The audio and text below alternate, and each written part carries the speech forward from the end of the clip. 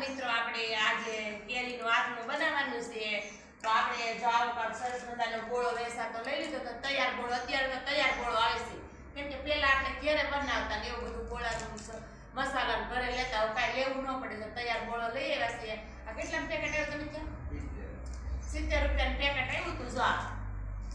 તો આપણે તેલ ગરમ કરી લીધું હતું તેલ ગરમ કરીને ઠંડુ કરી પછી આપણે થોડો ગોળો લીધો તો એમાં ગળ ઓછો હતો અમને ગળ્યું કે આટલું વધારે ભાવે એટલે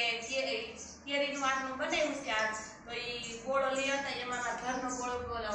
ગળ પડે તો એમાં નાખી દે મિક્સ કરી દીધો છે અને જો કાંક આવું કાંક કેરીનું આટલું છે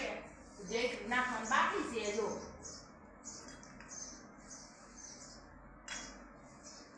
બે દી પહેલા બનાવ્યું હતું તે પછી ટાટા સાયા પંખે ને મૂકવતા તો મુકાઈ ગયું તો પછી મેં કીધું આજ નવરા થઈ તો આપણે આટલું બનાવી નાખીશું અને આ ગોળો છે ને તીખોય પણ એટલો બધો આવે છે મેં જરીક સાખ્યો હતો ને એમાં દ્રાક્ષ ને એવું હતું કુકલ દ્રાક્ષ ને એવું મેં સાખી હતી બહુ તીખી હતી મસાલા બહુ નાખેલા હોય ને અને ઓમ જોતા જો સારું કેમ કે આપણે ઘેરે ગોળો બને તો બધા મસાલા બધું મિક્સ બધું ભેગું કરવું પડે